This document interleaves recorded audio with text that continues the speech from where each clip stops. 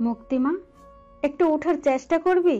তোকে ডাক্তার কাছে যেতে হবে। মুক্তি ইশারা দিয়ে বলল সে ডক্টরের কাছে যাবে না। ওর কথা শুনে লাভ নেই, আমি ওকে নিয়ে যাচ্ছি। প্রেম মুক্তিকে কোলে তুলতে গেলে মুক্তি হাত দিয়ে প্রেমকে সরিয়ে দিল। তারপর আস্তে করে কোনো রকমে চোখ খুলে রত্না বেগমের দিকে তাকিয়ে বলল, ডক্টরের কাছে যেতে হবে না, আমার পেটে ব্যথা কমে গেছে, আর মাথা ব্যথা এমনিতেই কমে যাবে। প্রেম মুক্তির কাছে এগিয়ে গিয়ে বলল, মুক্তি, পেট ব্যথা নিয়ে কেয়ারলেস হওয়া ঠিক হবে না। তুমি আমার সাথে ডক্টরের কাছে চলো, কিচ্ছু হবে না তোমার। মুক্তি মাথা নাড়িয়ে যাবে না বলল। প্রেমের এখন খুব রাগ হলো।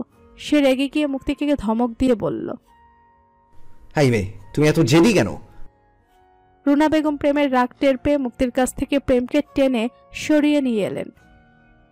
জেদ হবে না, বাবার জেদ পেয়েছে তো, বাপ বেটির জেদটাই তাদের সম্বল। প্রেম ঠিকই বলেছে, পেট ব্যথা নিয়ে অবহেলা করা ঠিক হবে না। অবহেলা তো মুক্তি প্রথম থেকেই করে আসছে। এই হালকা পেট ব্যথাটা তার মাঝে মাঝেই হয়। কিছুক্ষণ পর ছেড়ে দেওয়াতে সে খুব একটা গুরুত্ব দেয়নি, আর এখনো পর্যন্ত কাউকে কিছু বলেনি। আহা, তোমরা মেয়েটাকে এভাবে বকো না। ডক্টরের কাছে যাওয়ার দরকার নেই, ডক্টরকে বাড়িতে ডেকে নিয়ে আসো। যিনি আমাদের ফ্যামিলি ডাক্তার, ওনাকে তো ফোন দিয়েছিলাম, উনি নাকি এই মুহূর্তে এখানে নেই। আচ্ছা, ডক্টর আকাশকে ডেকে আনলে কেমন হয়? উনি তো এখন গ্রামেই আছেন। ডক্টর আকাশের কথা শুনে প্রেমের রাগ যেন অতি মাত্রার বেড়ে গেছে। আচ্ছা, ডক্টরকে বাড়িতে আনলে কি হবে? ডক্টর বাড়িতে এসে ব্যথাটা কমিয়ে দেবে, কিন্তু এই ব্যথাটা কিসের থেকে এসেছে সেটা তো টেস্ট না করলে জানা যাবে না। ওকে হসপিটালে নিয়ে যেতে হবে।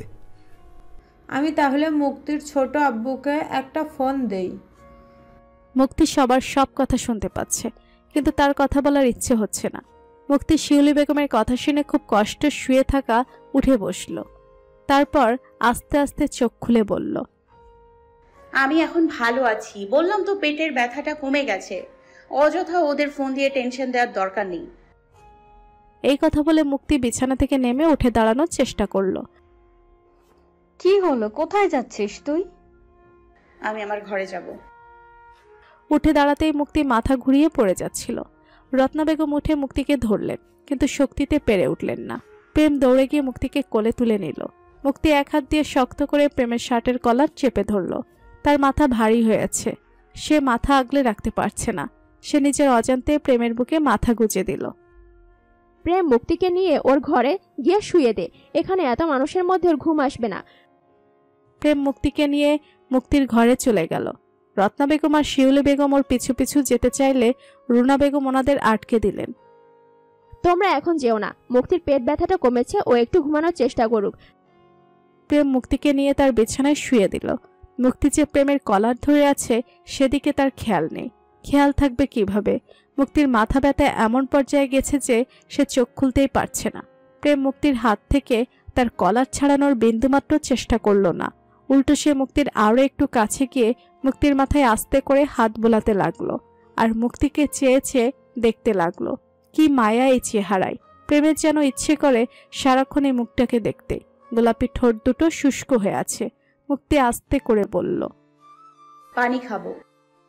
প্রেম আস্তে করে মুক্তির হাতটা তার শার্টের কলার থেকে ছাড়িয়ে পাশের টেবিলের উপর জগ থেকে এক গ্লাস পানি ঢেলে নিল। তারপর মুক্তির কাছে এসে পেছন থেকে তার দুহাত ধরে আস্তে করে তাকে বসিয়ে দিল। মুক্তি আস্তে করে তার চোখ খুলল। সামনে প্রেমকে দেখতে পেয়ে সে আশেপাশে তাকালো। আশেপাশে সে কাউকে দেখতে পেল না। ওরা সবাই কোথায়? ওরা সবাই আছে, তুমি একটু পানি খেয়ে নাও। প্রেম পানির গ্লাসটা মুক্তির ঠোঁটে ধরে তাকে পানি খাইয়ে দিল। সে ঢকঢক করে পুরো পানি খেয়ে নিল। গোলাপি ঠোঁট দুটো পানিতে ভিজে চকচক করছে। একটু সময়ের জন্য তাকানোর ফলে মুক্তির চোখ থেকে গাল বেয়ে পানি গড়িয়ে পড়ছে। মুক্তি, আমি তোমার মাথাটা একটু টিপে দিই। একটু আগে যে প্রেম মুক্তির মাথায় হাত বুলিয়ে দিয়েছে সেটা মুক্তির টেরও পায়নি, আর প্রেমও সেই কথা চেপে গেছে। মুক্তি চোখ বন্ধ করে বলল, না, আপনি এখন এখান থেকে যান, আমি একটু ঘুমাবো। তুমি ঘুমাও, আমি একটু থাকি তোমার কাছে। প্লিজ আপনি যান। প্রেম আর কোনো কথা বলল না। ইচ্ছা না থাকা সত্ত্বেও সে মুক্তির ঘর থেকে চলে গেল। রাত 8টা বাজে। বাড়ির সব ছেলেরা বাড়িতে চলে এসেছে। প্রেম তার মামাদের সালাম করে কুশল বিনিময় করল। মামাতো ভাইদের সাথে বুক মিলিয়ে নিল। রিপন সাহেব রত্না বেগমের মুখে মুক্তির ব্যথার কথা শুনে অস্থির হয়ে মুক্তির রুমে গেল। রাজু সাহেব আর রানা সাহেব তাদেরকে ফোন করে না জানানোর জন্য রত্না বেগম আর শিউলি বেগমের উপর রাগ দেখাচ্ছিলেন। রুনা বেগম ওনার 2 ভাইকে বুঝিয়ে বলায় ওনারা আর কিছু বললেন না। সবাই মুক্তিকে খুব ভালোবাসে। রাজু সাহেব আর রানা সাহেব মুক্তিকে দেখতে মুক্তির ঘরে গেলেন। সাথে ওনাদের 3 ছেলেও গেল। মেয়ের শুকনো মুখ দেখে রিপন সাহেবের চোখে পানি এসে গেল। এই মেয়েটার জন্যই তিনি এতদিন বেঁচে আছেন, না হলে মনে হয় কবেই মরে যেতেন। মুক্তি এখনো ঘুমাতে পারেনি। এত মাথা ব্যথা নিয়ে কি ঘুমানো যায়? মুক্তি আস্তে করে চোখ খুলে দেখে তার প্রাণটা যেন তার সামনে। মুক্তি মাথা ব্যথা ভুলে রিপন সাহেবের বুকে ঝাঁপিয়ে পড়ল। রিপন সাহেব মেয়েকে জড়িয়ে ধরলেন। আমি কখন থেকে তোমাকে দেখার জন্য অপেক্ষা করছি। তোর পেট ব্যথা করছে, মাথা ব্যথা করছে, তুই একবারও জন্য আমাকে ফোন দিবি না কেন? পেটে ব্যথা কমে গেছে বাবা, আর তুমি চলে এসছো, দেখবে এখন আমার মাথা ব্যথাও কমে যাবে। রিপন সাহেব নিজের গলা থেকে মেয়ের হাত ছাড়িয়ে মেয়ের কপালে হাত রাখলেন। দেখি জ্বর আসছে নাকি? না বাবা, জ্বর আসেনি। রাজু সাহেব আর রানা সাহেব সহ মুক্তির 3 চাচাতো ভাই মুক্তির ঘরে ঢুকলেন। মুক্তি তাদের দেখে আরো খুশি হয়ে গেল। রাজু সাহেব মুক্তির মাথায় হাত বুলিয়ে বললেন, পাগলি মেয়ে, ডাক্তারের কাছে কেন যেতে চাসনি? বড় আপু, ডক্টরের কাছে যাওয়ার মতো কোনো কিছু হয়নি আমার। সেটা তুই ঘরে বসে থেকে কিভাবে বুঝলি? আর কোনো সময় এইরকম করবি না। অসুখ নিয়ে এইরকম হেলাফেলা করতে নেই। আচ্ছা ঠিক আছে, কালকেই আমি তোকে ডাক্তারের কাছে নিয়ে যাব। মুক্তি হেসে বলল, না বড় ভাইয়া, কাল যেতে হবে না, আমি ঢাকা গিয়ে ডক্টর দেখিয়ে নিব। তোর কি এই ব্যথাটা আগে কখনো হয়েছে? মুক্তি সবাইকে টেনশন দিতে চাইল না। না মেজো ভাইয়া, আগে না হলেও ব্যথাটা কিসের থেকে এলো ডাক্তার দেখে আনতে হবে। হ্যাঁ, বড় আব্বু ঠিক বলেছে। পেটে ব্যথা কিন্তু অনেক কারণেই হতে পারে, তাই ডাক্তার দেখিয়ে নেওয়া ভালো। আরে কিছু হয়নি আমার, মনে হয় গ্যাস্ট্রিকের প্রবলেম। তখনই রত্না বেগম আর শিউলি বেগম মুক্তির ঘরে ঢুকলেন। কি রে মা, একটু ঘুমাতে পারিস না? না বড় মা, ঘুম আসেনি। আমি খাবার নিয়ে এসে তোকে খাইয়ে দিচ্ছি। বাবা, খেয়ে তারপর একটু ঘুমানোর চেষ্টা কর। ছোট ভাবি, তুমি খাবার নিয়ে এসো, আমি আমার মুক্তিকে খাইয়ে দিব। মুক্তির ঠোঁটের কোণে এক চিলতে হাসি ফুটে উঠল। শিউলি বেগম নিচে থেকে খাবার নিয়ে এসে রিপন সাহেবের হাতে দিল। চলো আমরা সবাই নিচে যাই। সবাই মুক্তির ঘর থেকে চলে গেল। প্রেম মুক্তিকে এক নজর দেখার জন্য পাগল হয়ে আছে। প্রেম বসে বসে ভাবছে তার বাড়িতে হলে সে মুক্তির সামনে বসে তার যত্ন করত, কিন্তু এখানে তো এত লোকজনের মধ্যে সেটা করা সম্ভব না। প্রেম বুঝে গেছে মুক্তি তার প্রাণের চেয়েও বেশি কিছু হয়ে গেছে। মুক্তির কিছু হলে প্রেম ভালো থাকতে পারবে না। প্রেম মনে মনে ভাবছে রাতে সবাই ঘুমানোর পর মুক্তির ঘরে গিয়ে মুক্তিকে দেখে আসবে। রিপন সাহেব মেয়েকে পরম যত্নে খাবার খাইয়ে দিল। বাবা, আমি আজকে তোমার সাথে ঘুমাবো। রিপন হাসলেন। আচ্ছা ঠিক আছে, আমি তোর সাথে এসে ঘুমাবো। মুক্তি খুশি হলো। তুই এখন ঘুমানোর চেষ্টা কর, আমি খাবার খেয়ে আসছি। ঠিক আছে। রিপন সাহেব নিচে চলে গেলেন। রিপন মুক্তি খেয়েছে? হ্যাঁ মা, অল্প কিছু খেয়েছে। হঠাৎ করে কি যে হলো? সবাই খাবার খেতে টেবিলে বসলো। 3 বউ সবাইকে খাবার বেড়ে দিচ্ছে। চেয়ার তো খালি আছে, তোমরা বসে পড়ো। বাবা, আপনারা খান, আমরা পরে খাবো। রাজু সাহেব রানা সাহেবকে উদ্দেশ্য করে বললেন, রানা, মৌ আর পলাশকে ফোন করে বলে দে কালকেই চলে আসতে। সবাই এসেছে, ওরা আসলে আরো ভালো লাগবে। ওরা আজকের রাতের ট্রেনে রওনা দিবে ভাইজান। তাহলে তো খুব ভালো। রাজু সাহেব প্রেমকে উদ্দেশ্য করে বললেন, প্রেম বাবা, এখন তো অফিসে বসতে হবে, মাকে তো বিশ্রাম দেওয়া দরকার। জি বড় মামা, ভাবছি এখান থেকে গিয়ে অফিসে বসবো। এটা তো খুব ভালো কথা। তাহলে এখানে বেশ কয়েকদিন থেকে সবার সাথে আনন্দ করে মনটা চাঙ্গা করে নাও, তারপর গিয়ে অফিস ব্যবসা বুঝে নেবে।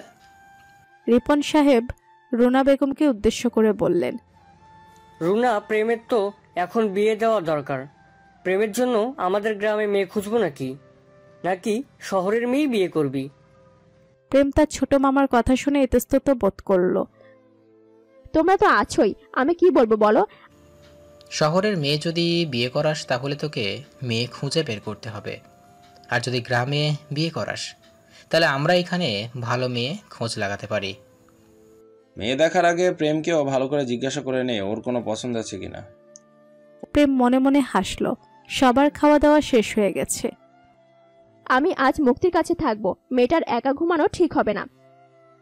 না, আমি মুক্তির কাছে থাকবো, তুই গিয়ে ঘুমিয়ে পড়। আচ্ছা ঠিক আছে। প্রেম প্রিয়াকে একটু দূরে নিয়ে গেল। প্রিয়া, তুই মুক্তির ঘরে যা, আমি তোর সাথে যাব। তুমি কিভাবে যাবে? শুনলে না ছোট মামা বললো আজ ছোট মামা মুক্তির সাথে থাকবে। প্রেম বিরক্তি ভাব নিয়ে প্রিয়ার দিকে তাকালো। তো আমি কি তোর সাথে থাকতে যাচ্ছি নাকি? প্রিয়া প্রেমের মুখে এই কথা শুনে মুচকি হাসলো। আচ্ছা ঠিক আছে চলো। মুক্তির মাথাটা এখনো চিনচিন ব্যথা করছে। মুক্তি ফোনটা হাতে নেওয়ার সাথে সাথে প্রেম আর প্রিয়া তার ঘরে ঢুকলো। মুক্তি প্রিয়াকে দেখে হাসি দিল, কিন্তু পিছনে প্রেমকে দেখে মুখটা মলিন হয়ে গেল। প্রিয়া বিছানায় মুক্তির পাশে গিয়ে বসলো। প্রেম দাঁড়িয়ে শান্ত চোখে মুক্তির দিকে তাকিয়ে জিজ্ঞেস করলো, এখন কেমন লাগছে তোমার? মুক্তি প্রেমের দিকে না তাকিয়ে এক কথায় উত্তর দিল, ভালো। হ্যাঁ ভালো তো, সেটা হাতে ফোন দেখেই বোঝা যাচ্ছে। মুক্তি ফোনটা হাত থেকে রেখে দিল।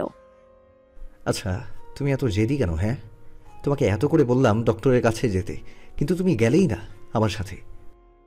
প্রেম কিছুটা ক্ষিপ্ত হয়ে কথাটা বলল, ভাইয়া মুক্তি অসুস্থ, এখন অন্তত ওকে বকাঝকা করিস না প্লিজ। অসুস্থ দেখেই তো বেশি কিছু বললাম না, না হলে তো। ঠিক তখনই রিপন সাহেব ঘরে ঢুকলেন। রিপন সাহেবকে দেখে প্রেম বাকি কথাটুকু আর বলে উঠতে পারল না। আরে প্রেম আর পিয়াছে? হ্যাঁ ছোট মামা, মুক্তির ব্যথা কমেছে কিনা দেখতে এসেছিলাম।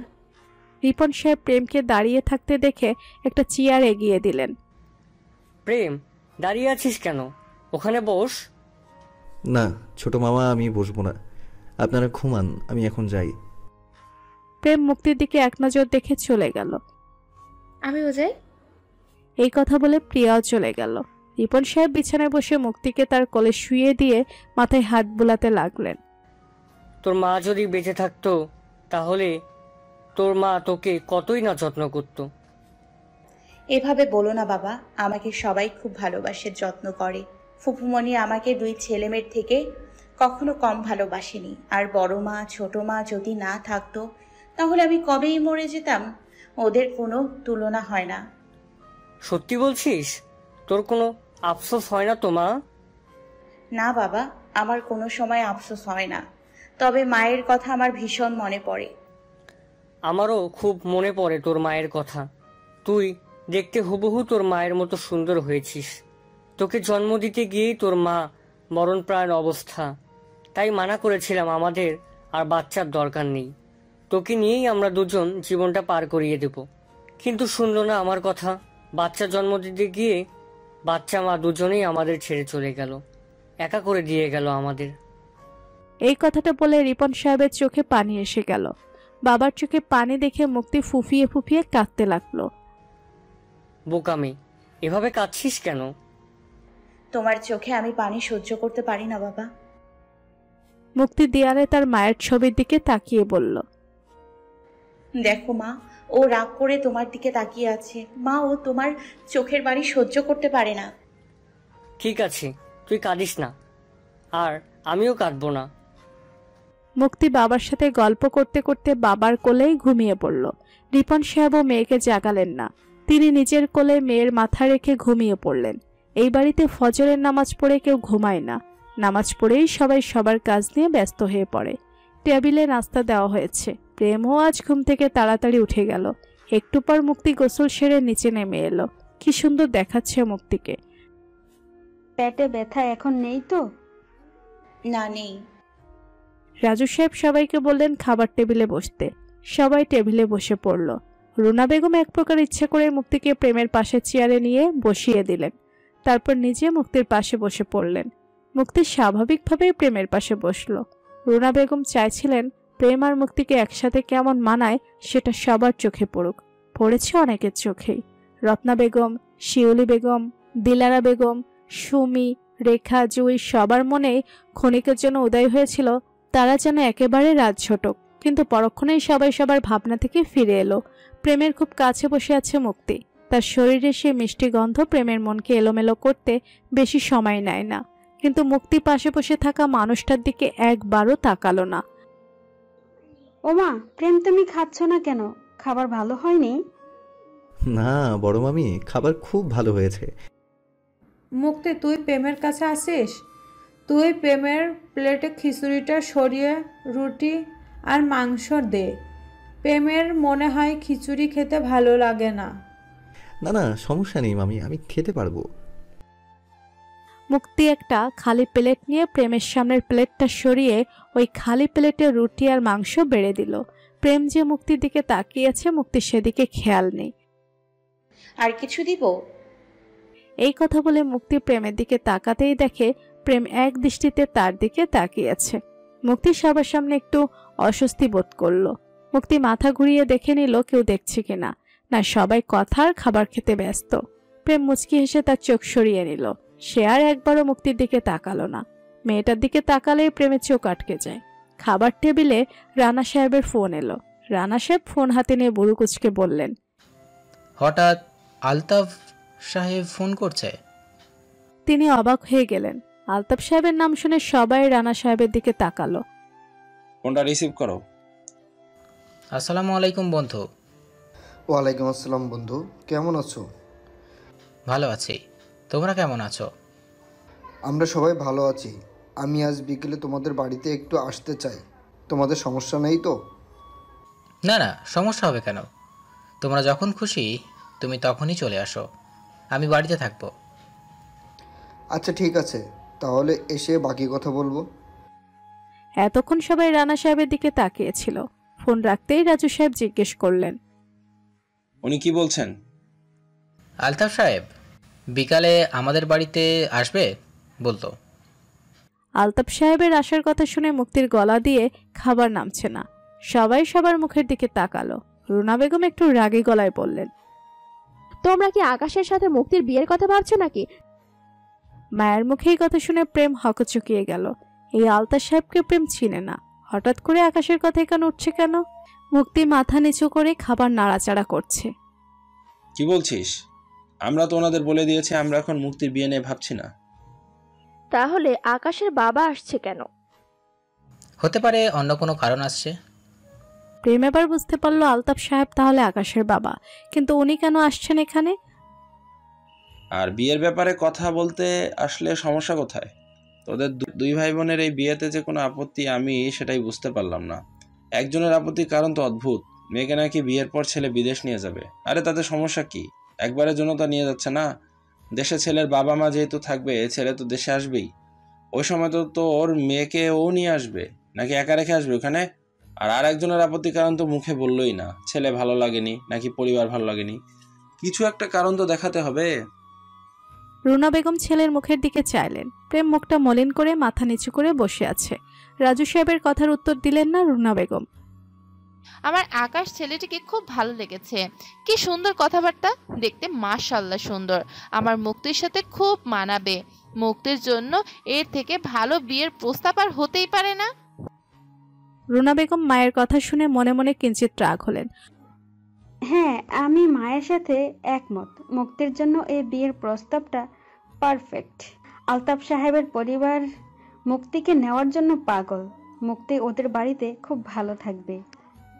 আকাশের মা তো মুক্তিকে খুব পছন্দ করে। প্রায় আমাকে ফোন করে অনুনয় বিনয় করে বলে মুক্তিকে তার কাছে দিয়ে দিতে। আচ্ছা ঠিক আছে, আমি আরও একটু ভেবে দেখছি। আর তাছাড়া মুক্তির ফাইনাল পরীক্ষার আগে তো এমনিতেই বিয়ে সম্ভব না। হ্যাঁ, তুই ভালো করে ভেবে দেখ। আমার বন্ধু বলে বলছি না, আলতাফ অনেক ভালো মনের মানুষ। আর আকাশের মতো ছেলে এই গ্রামের মধ্যে একটাও নেই। উচ্চশিক্ষিত ডাক্তার ছেলে, আমি রুনাকেও বলেছি তুইও ভেবেচিন্তে দেখ, মুক্তির উপর তোর সম্পূর্ণ অধিকার আছে। তুই মুক্তির একমাত্র ফুপু আর এতটা দিন মায়ের মতো ওকে আগলে রেখেছিস। তুই মুক্তির ভালোই চাইবি, সেই জন্যই বলছি এর থেকে ভালো প্রস্তাব আর হয় না। সবার কথা শুনে প্রেমের সারা শরীর নিস্তেজ হয়ে পড়ছে। সে যেন কথা বলার বাকশক্তি হারিয়ে ফেলেছে। তার ইচ্ছে করছে সবার সামনে চিৎকার করে বলতে, মুক্তি শুধু আমার, মুক্তির বিয়ে আমার সাথে ছাড়া আর কারোর সাথে হতে পারে না। কিন্তু কেন সে বলতে পারছে না? প্রেমের মাথাটা হঠাৎ করে ঝিম করে ধরে উঠল।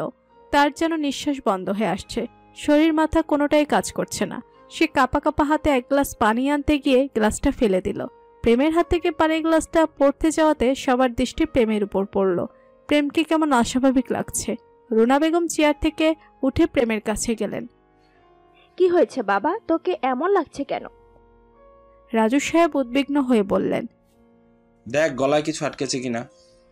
মা, আমি একটু ঘরে যেতে চাই। মুক্তি পাশে থেকে প্রেমের এই অবস্থা দেখে থতমত খেয়ে গেছে। হঠাৎ করে কি হলো কেউ বুঝতেই পারল না। রাসেল আর রাহাত দৌড়ে এসে প্রেমকে চেয়ার থেকে উঠালো। সমস্যা নেই, আমি একাই যেতে পারবো। প্রেম এক পলকের জন্য করুণ দৃষ্টিতে মুক্তির দিকে তাকালো, তারপর আস্তে আস্তে নিজের ঘরে চলে গেল। রুনা বেগম প্রেমকে ধরতে গেলে সে বাধা দিল। ঘরে গিয়ে ধপাস করে বিছানায় শুয়ে পড়ল। তার চোখে যেন সব ঝাপসা দেখছে। সে কিছুক্ষণ চোখ বন্ধ করে রাখতেই ঘুমিয়ে পড়ল। রুনা বেগম কিছুক্ষণ পর প্রেমের ঘরে গিয়ে দেখে সে ঘুমিয়ে পড়েছে। উনি প্রেমের মুখের দিকে চেয়ে বললেন, তুই কি মুক্তিকে বিয়ে করতে রাজি হবি বাবা, নাকি মাকে ভুল বুঝবি? আমি কি করব বুঝতে পারছি না। আমি না পারছি মুক্তিকে তোর জন্য আমার ভাইদের কাছে চাইতে, না পারছি মেয়েটাকে অন্য পরিবারে ছাড়তে। মেয়েটার ওপর আমার যে মায়া পড়ে গেছে খুব। আমি চাই মুক্তি সারা জীবন আমার কাছে থাকুক তোর বউ হয়ে, কিন্তু তোকে সাহস করে বলতে পারি না। তুই যদি মাকে ভুল বুঝিস, তুই যদি পরে বলিস মা নিজের ভাইয়ের মেয়েকে বিয়ে করার জন্য মা আমার জীবনটা নষ্ট করে দিয়েছে। রুনা বেগম ছেলের মাথায় কিছুক্ষণ হাত বুলালেন। মৌ এসেছে তার স্বামীকে নিয়ে। 3 মাস হয়েছে তাদের বিয়ের। 3 মাসের মধ্যে বিয়ের পরে একবার মাত্র এসেছে বাড়িতে, আর আসা হয়নি। শ্বশুর বাড়ি চট্টগ্রামে, স্বামী বড় ব্যবসায়ী। মুক্তিপ্রিয়া, মৌ, পলাশ, সুমি, রেখা, জুই সবাই দিলারা বেগমের ঘরে বসে আড্ডা দিচ্ছে। আমার বড় নাতনি জামাই তো আমার মনের মতো হয়েছে, আর পিয়ার হবু বরকেও আমার খুব পছন্দ হয়েছে। এখন মুক্তির ভাগ্য কি আছে আল্লাহ জানে। পলাশ হাসল। যাক, তাহলে দাদি তো আমাকে পছন্দ করেছে। অন্য কেউ তো একবারের জন্য বলল না আমি তার মনের মতো। মৌ পলাশকে উদ্দেশ্য করে বলল, শোনো, দাদি তোমাকে পছন্দ করেছে বলেই আমি তোমাকে বিয়ে করেছি, না হলে তোমাকে কে বিয়ে করত? হ্যাঁ, তোমার চয়েস যে কেমন সেটা আমার ইতিমধ্যে জানা হয়ে গেছে। তোমার চয়েসে যদি বিয়ে করতে তাহলে কেমন ছেলে যে হতো তা আমি সহ সকলেই জানে। সবাই একসাথে হাসলো। শোনো, নিজেকে নিয়ে এত অহংকার করো না। অহংকার করা মোটেও ভালো না। আমি অহংকার করছি নাকি তুমি অহংকার করছো? মুক্তি তাদের দুজনকে উদ্দেশ্য করে বলল, এই তোরা ঝগড়া থামাবি? আসার পর থেকেই শুধু ঝগড়াই করে যাচ্ছে। পলাশ বড় একটা নিঃশ্বাস ফেলে বলল, আর বলো না শালিকা, তোমার বোনকে বিয়ে করার পর শুধু ঝগড়াই করে যাচ্ছে। আমার জীবনটা পুরো তেজপাতা করে দিয়েছে। ও, এখন আমার বোন আপনার জীবনকে তেজপাতা করে দিয়েছে? আর বিয়ের আগে তো আমার বোনকে দেখে নিজেই পছন্দ করেছিলেন।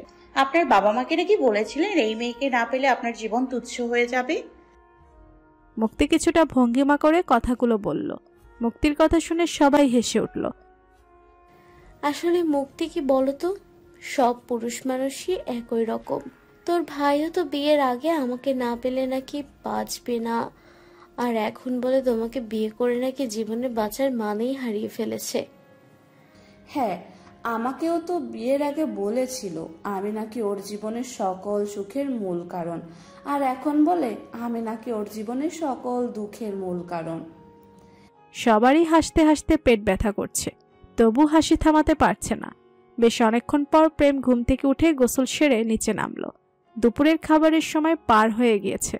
রুনা বেগম প্রেমকে নিয়ে দিলারা বেগমের ঘরে এলেন। মৌ প্রেমকে দেখে প্রেমের কাছে এগিয়ে এলো। প্রেম ভাইয়া কেমন আছো? আমাকে মনে আছে নাকি ভুলে গেছো? ভুলে যাব কেন?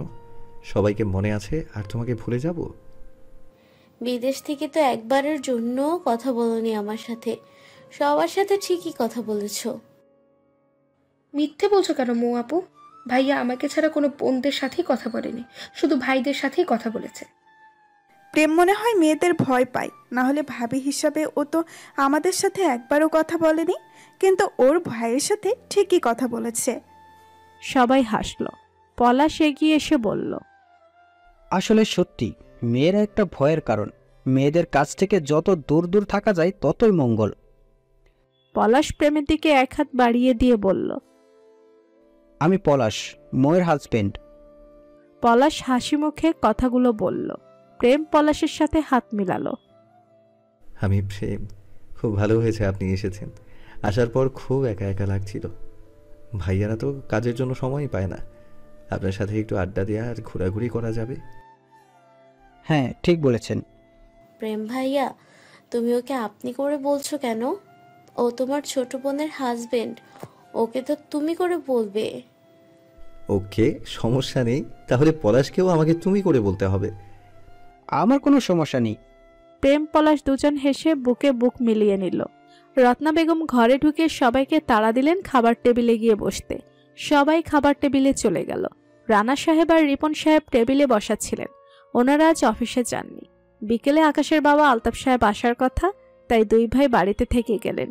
রাজু সাহেব ছেলেদের নিয়ে কাজে গেছেন। মুক্তি দুপুরের খাবার খেয়ে বাবার ঘরে চলে গেল। আয় মা, এখানে বস, আমি তোকে মন ভরে একটু দেখি।